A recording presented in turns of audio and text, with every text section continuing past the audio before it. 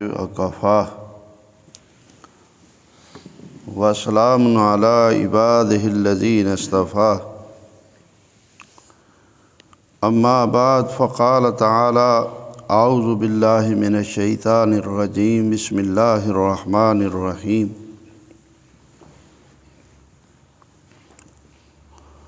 قل الحمد للہ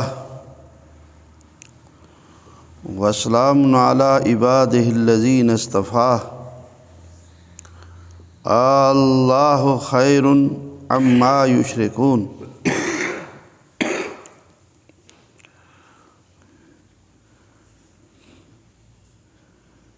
یہ 19ویں پارے کی آخری آیت ہے اور یہ تقریباً سورہ نمل کا درمیان ہے۔ اللہ تعالیٰ نے فرمایا قل الحمد للہ، کہیے الحمدللہ، سب تعریفیں اللہ کے لیے ہیں۔ کس بات پر؟ کہ اللہ تعالیٰ نے تمہیں توحید کی سمجھ عطا فرمائی ہے، اپنے دین کی سمجھ عطا فرمائی ہے۔ وسلام علی عبادہ الذین اصطفیٰ، اور کہیے کہ سلام ہو اللہ کے چنے ہوئے اور برگزیدہ بندوں پر، اللہ کی رحمت ہو، سلامتی ہو، اللہ تعالیٰ ان پر راضی ہو۔ جو اللہ کے برگزیدہ اور چنے ہوئے بندے ہیں، اس سے مراد سب سے پہلے انبیاء علیہم السلام ہیں، اور اس کے بعد باقی سب نیک لوگ، بالخصوص صحابہ کرام رضوان اللہ علیہ مجمعین، ان سب کے حق میں یہ دعا ہے۔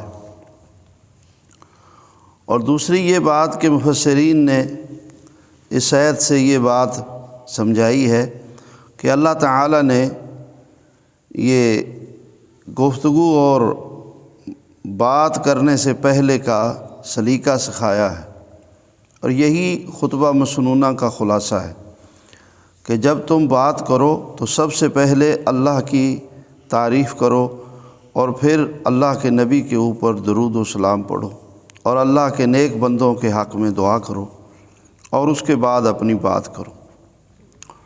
تو فرمایا بات سمجھنے کی یہ ہے، اللہ خیر عما یشرکون، لوگو اللہ تمہارے لیے بہتر ہے، یا جس کو لوگ اللہ کا شریک ٹھہراتے ہیں وہ بہتر ہے۔ عقل سے سوچو کہ سب اللہ کی مخلوق ہے، سب کا خالق اللہ ہے، اور سب کچھ اللہ کے قبضہ قدرت میں ہے، تو پھر تم عقل سے کام کیوں نہیں لیتے؟ اللہ کو پکارنا، اللہ کی عبادت کرنا، اور اللہ کو ایک ماننا، اللہ سے ہی اپنا تعلق رکھنا، یہ بہتر ہے، یا جن کو مشرک پوجتے ہیں ان کی طرف رجوع کرنا یہ بہتر ہے؟ اس میں کوئی بھلائی نام کی چیز ہے؟ عقل سے سوچو۔ فرمایا امن خلق السماوات والارض، کون ہے جس نے آسمانوں کو پیدا کیا، زمینوں کو پیدا کیا، وَأَنزَلَ لَكُم مِّنَ السَّمَاءِ مَاءً، اور آسمانوں سے تمہارے لیے پانی اتارا، فَأَنبَتْنَا بِهِ حَدَائِقَ ذَاتَ بَهْجَةٍ، اور فرمایا پھر ہم نے اس پانی کو مٹی میں ملا کر اس سے انگوریاں اگائیں، باغات پھلوں والے، پھولوں والے، کیسی بہاریں لگا دی ہم نے۔ مَا كَانَ لَكُمْ أَن تُنبِتُوا شَجَرَهَا، اللہ کے سوا کوئی نہیں تھا جو تمہارے لیے ان درختوں کو، پودوں کو، پھلداروں کو، پھولداروں کو پیدا کرتا، اللہ ہی ہے جو اگاتا ہے۔ تو پھر دیکھو الہ مع اللہ، کیا اللہ کے ساتھ کوئی دوسرا اور اس کا کوئی شریک، کوئی معبود ہو سکتا ہے؟ بل ہم قوم یعدلون، حقیقت یہ ہے کہ یہ قوم اللہ کے ساتھ دوسروں کو برابر کرتی ہے، یعنی شرک کرتی ہے، اور انہیں اللہ سے ڈرنا چاہیے۔ سب کائنات کا خالق اللہ ہے، تو خالق کو چھوڑ کر مخلوق میں سے کسی بھی چیز کو پوجنا اور اسے اللہ کا شریک ٹھہرانا، وہ اگرچہ کوئی نیک اور عظیم ہستی ہی کیوں نہ ہو، اس سے تو یہ سبق سیکھنا چاہیے تھا کہ جس طرح اس نے اللہ کی عبادت کی ہے ہم بھی اس طرح اللہ کی عبادت کرنے والے بنیں۔ امن جعل الارض قرارا وجعل خلالها انہارا وجعل لها رواسي وجعل بین البحرین حاجزا، ذرا دیکھو تو صحیح، کون ہے جس نے زمین کو پیدا کر کے اس کو ایک جگہ ٹھہرنے والی بنا دیا، اس کے اوپر تم سکون سے رہتے ہو۔ وجعل خلالها انہارا، اور اس نے زمین کے اوپر ندی، نالے اور دریا یہ کس طرح جاری فرمائے ہیں۔ وجعل لها رواسي، اور اس کے اوپر اس نے پہاڑوں کو کس طرح پیدا کیا ہے۔ وجعل بین البحرین حاجزا، اور تم دیکھو تو صحیح کہ اس ذات نے سمندروں کے درمیان پردے اور آڑے بنا رکھی ہیں جو نہ محسوس ہوتی ہیں نہ کسی کو نظر آتی ہیں۔ کالا پانی ایک طرف ہے، سفید ایک طرف ہے، کڑوا ایک طرف ہے، میٹھا ایک طرف چل رہا ہے، گرم ایک طرف چل رہا ہے، ٹھنڈا ایک طرف چل رہا ہے۔ یہ سمندروں میں اس طرح کے مقامات ہیں، اور پانی آپس میں ملتے نہیں۔ کون ہے جو پانی کو ملنے نہیں دیتا؟ کون ہے جس نے پہاڑوں کو گہرے بھی بنایا اور اونچے بھی بنایا؟ کون ہے جس نے یہ دریا، ندیاں، نالے اور یہ تمام تر سمندر پیدا کیے؟ الہ ما اللہ، کہ آپ بھی نہیں سمجھتے اللہ کے ساتھ کوئی دوسرا معبود ہو سکتا ہے؟ بل اکثرہم لا یعلمون، زیادہ لوگ نہیں جانتے۔ پھر فرمایا من یجیب المضطر اذا دعا، کون ہے جو مجبور بے بس کی پکار کو سنے، قبول کرے اور اس کی مدد کو پہنچے۔ اذا دعا، جب اس کو پکارے، ویکشف السوء، اور اس کی تکلیف کو اس سے ہٹا دے، اس سے دور کر دے۔ کون ہے؟ جب انسان کے سب اسباب منقطع ہو جاتے ہیں تو اس وقت سبھی کہتے ہیں کہ اب تو اللہ ہی ہے۔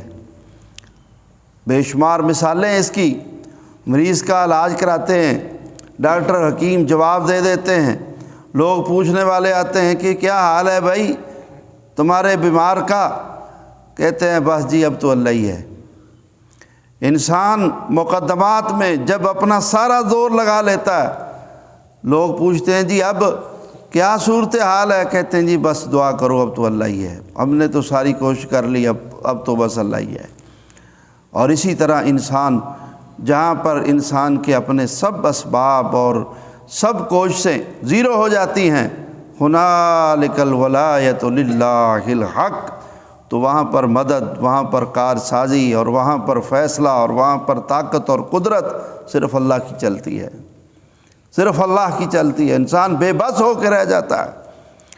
تو اس لیے انسان کو پہلے ہی اپنے اللہ سے تعلق اپنا مضبوط کرنا چاہیے، اس کے ساتھ شرک نہیں کرنا چاہیے، اس اکیلے کی عبادت کرنی چاہیے، ہر قسم کی عبادت اس کے لیے ہے، اور یہ جھگڑنے والا مسئلہ تو ہے ہی نہیں۔ انسان کو من حیث و انسان، مسلم ہے غیر مسلم ہے کوئی ہے، اس کو انصاف کرنا چاہیے اور اس کو سوچنا چاہیے کہ جب میرا بھی خالق اللہ ہے، ہر چیز کا خالق اللہ ہے، تو میں اس پہ ایمان لاؤں اور اس اکیلے کی عبادت کروں اور اس کے ساتھ نہ شرک کروں نہ اس کا کفر کروں۔ اور پھر جسے اللہ تعالیٰ اسلام کی توفیق دے دے، مسلمان ہو جانے کے بعد پھر در در کی ٹھوکریں یہ کیا معنی رکھتی ہیں؟ کچھ تو انصاف کریں اپنے آپ کے ساتھ۔ فرمایا اللہ تعالیٰ نے کون ہے جو تمہاری تکلیفیں دور کرتا ہے، تمہاری دعائیں قبول کرتا ہے، تمہیں نعمتوں سے نوازتا ہے اور تمہیں دکھوں سے، بیماریوں سے، مصیبتوں سے نجات دیتا ہے۔ وَيَجْعَلُكُمْ خُلَفَاءَ الْأَرْضِ، اور کون ہے جس نے تم کو زمین کا جانشین بنایا، نظام بنا دیا، ایک تمہارے پہلے جا رہے ہیں اور تم زمین کے اوپر ان کے جانشین بن رہے ہو، تم چلے جاؤ گے تمہارے پیچھے آنے والے آ جائیں گے۔ الہ مع اللہ، اب بھی سمجھ نہیں آتی کہ اللہ کے ساتھ کوئی دوسرا معبود ہو سکتا ہے؟ قلیلا ما تذکرون، تھوڑے ہیں جو اس بات کو سمجھتے ہیں۔ امن یہدیکم فی ظلمات البر والبحر، کون ہے جو تمہاری رہنمائی کرتا ہے اندھیروں میں، خشکیوں میں اور سمندروں میں؟ کون ہے جو تمہیں سمجھ دیتا ہے؟ کس نے ستارے پیدا کیے ہیں جس بیس پر آج تم ریڈار بنا کر فضاؤں میں اڑے پھر رہے ہو اور تم سمتیں معلوم کرتے ہو، اپنی منزل پہ پہنچ جاتے ہو؟ عقل بھی اس نے دی ہے اور یہ کائنات بھی اس ترتیب کی اس نے بنائی ہے۔ وَمَن يُرْسِلُ الرِّيَاحَ، ہوائیں کون چلاتا ہے؟ بُشْرًا بَيْنَ يَدَيْ رَحْمَتِهِ، اس کی رحمت سے پہلے یہ بشارت دیتی ہیں۔ ٹھنڈی ہوا بارش سے پہلے لوگ محسوس کر کے کہہ دیتے ہیں کہ ہوا پورے کی چل رہی ہے، ٹھنڈی چل رہی ہے، بارش ہوگی۔ الہ مع اللہ، کون ہے اللہ کے ساتھ دوسرا معبود؟ کیا کوئی ہو سکتا ہے؟ نہیں ہو سکتا۔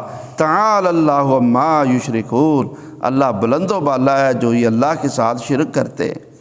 امن یبدأ الخلق ثم یعیدہ، کون ہے جس نے مخلوق کو سب سے پہلے پیدا کیا پھر ہلاک کر کے ثم یعیدہ پھر سے اس کو پیدا کر لے گا۔ وَمَن یرزقکم من السماء والارض، کون ہے جو تم کو روزی دیتا ہے آسمانوں سے اور زمینوں سے؟ کون ہے؟ کوئی نہیں۔ الہ مع اللہ، کیا اللہ کے ساتھ کوئی دوسرا معبود ہے؟ قل ہاتوا برہانکم ان کنتم صادقین، اگر سچے ہو تو اپنے موقف کی سچائی کی دلیل لاؤ۔ اور اللہ تعالیٰ نے شرک کی گنجائش کی کوئی دلیل نہیں رکھی، نہ عقل کے لحاظ سے اور نہ ہی آسمان سے اتارے ہوئے دلائل یعنی نقل کے لحاظ سے۔ اللہ تعالیٰ نے تو اس طرح کی کوئی دلیل پیچھے نہیں رکھی ہے۔ حدیث میں آتا ہے جب نبی کریم صلی اللہ علیہ وسلم قرآن کا یہ رکوع پڑھ کر سنا رہے تھے، مشرکین مکہ جمع تھے، حرم کے اندر تھے، تو وہ ساتھ ساتھ کہہ رہے تھے الہ مع اللہ، تو وہ کہتے تھے نہیں، کوئی نہیں، اور کہتے تھے جواب میں امن خلق السماوات والارض، کس نے آسمان و زمینوں کو پیدا کیا؟ کہتے تھے اللہ نے۔ کس نے آسمان سے بارش برسائی؟ کہتے تھے اللہ نے۔ جواب دے رہے تھے ساتھ ساتھ۔ وہ چونکہ توحید الربوبیہ کے قائل تھے اور یہ سب صفات توحید ربوبیہ کی ہیں، اور آخرت کے ایمان کے وہ قائل نہیں تھے۔ یہ نہیں کہتے تھے کہ مریں گے تو دوبارہ پیدا ہوں گے اور پھر ہمارا حساب ہوگا، اس کے قائل نہیں تھے۔ لیکن اس مجلس میں قرآن کی تاثیر اس قدر ان کے اوپر ہوئی کہ وہ ہر بات تسلیم کرتے گئے کہ ہاں اللہ ہے ان سب چیزوں کو پیدا کرنے والا، اور کہتے گئے کہ ہاں بالکل اللہ کے ساتھ کوئی شریک نہیں ہے۔ اور اس آیت پر بھی انہوں نے کہہ دیا جس میں یہ تھا امن یبدأ الخلق ثم یعیدہ، کون ہے جس نے مخلوق کو سب سے پہلے پیدا کیا اور پھر دوبارہ اس کو پیدا کرے گا؟ تو کہنے لگے اللہ۔ بعد میں پھر سوچتے ہیں کہ ہم نے تو یہ دو کام بڑے عجیب کر لیے، ہماری تو عقل نے کام نہیں کیا، ہم تو اللہ کے رسول کے سامنے اور صحابہ کی موجودگی میں یہ اقرار کر آئے کہ اللہ پھر سے پیدا کرے گا، اور یہ بھی ہم نے اقرار کر لیا کہ اللہ کے ساتھ کوئی دوسرا معبود نہیں ہے، تو اور یہ ہمارے کدھر جائیں گے؟ ہمارے تو یہ اتنے سارے کام کرتے ہیں، اور یہ ہم نے ان کو کسی سے ہم نے اولاد لینی ہے، کسی سے ہم نے رزق لینا ہے، تو یہ سارے کدھر جائیں گے؟ تو بعد میں وہ پھر یعنی گویا کہ اپنے پہلے خیالات کی طرف پھر سے پلٹ گئے، جبکہ اللہ تعالیٰ نے ان کو یہ سب باتیں اس تفصیل سے اس وقت یہ ان کے سامنے اللہ نے اتاری، یہ سب دلائل توحید کے جن کا حقیقت میں کوئی توڑ نہیں ہے، کوئی انکار نہیں کر سکتا۔ اور اللہ نے ساتھ میں فرمایا کہ اگر تم کوئی شرک پر کوئی دلیل رکھتے ہو تو ہاتوا برہانکم، لاؤ ایمان پر برہان جنت کے داخلے پر برہان اور ہر چیز پر برہان کی ضرورت ہے، دلیل کی ضرورت ہے۔ تو وہ دلیل اگر کسی کے پاس ہے تو وہ بچے گا۔ تو شرک کی کوئی دلیل ہے ہی نہیں، سب دلائل تو توحید کے ہیں۔ برہان تو توحید کی ہے، برہان تو اسلام کی ہے، برہان تو اللہ تعالیٰ نے شریعت کی اتاری ہے۔ فرمایا ان کنتم صادقین۔ اور پھر اللہ تعالیٰ نے فرمایا قل، آپ یہ بھی فرما دیجئے لوگو، لا یعلم من فی السماوات والارض، یہ اللہ کی صفات میں ایک عظیم صفت کہ اللہ ہی عالم الغیب ہے۔ کہہ دیجئے کوئی غیب نہیں جانتا، جو کوئی آسمانوں میں ہے اور زمینوں میں ہے، الا اللہ، مگر اللہ۔ وما یشعرون ایان یبعثون، اور جن کو تم اللہ کا شریک بنا رہے ہو ان کو تو خود نہیں پتہ کہ وہ قبروں سے کب اٹھیں گے، وہ قبروں سے کب اٹھیں گے۔ بل ادارک علمہم فی الآخرہ بل ہم فی شک منہا بل ہم منہا عمون۔ اور مشرکین مکہ کی بالخصوص اور عام لوگوں کی بالعموم حالت زار یہ ہے کہ یہ لوگ آخرت کے بارے میں شک میں مبتلا ہیں اور اندھے بنے ہوئے ہیں، اس لیے یہ اپنے اعمال سے غافل ہیں اور یہ آخرت پر یقین نہیں رکھتے ہیں۔ اور جس طرح ان کو آخرت پر ایمان رکھ کے اپنی 4 دن کی زندگی یہ اللہ کی توحید پر رہتے ہوئے اللہ کی بندگی اور عبادت میں گزارنی چاہیے، یہ اس طرح نہیں کرتے ہیں، اس لیے کہ آخرت سے اندھے بنے ہوئے ہیں، آخرت پر شک کرتے ہیں، آخرت پر ایمان نہیں ہے۔ اللہ تعالی ہمیں آخرت پر کامل ایمان نصیب فرمائے اور اللہ ہمیں توحید سمجھنے کی توفیق عطا فرمائے۔ اقول قولی ھذا واستغفر اللہ لی ولکم وآخر دعوانا ان الحمد للہ رب العالمین۔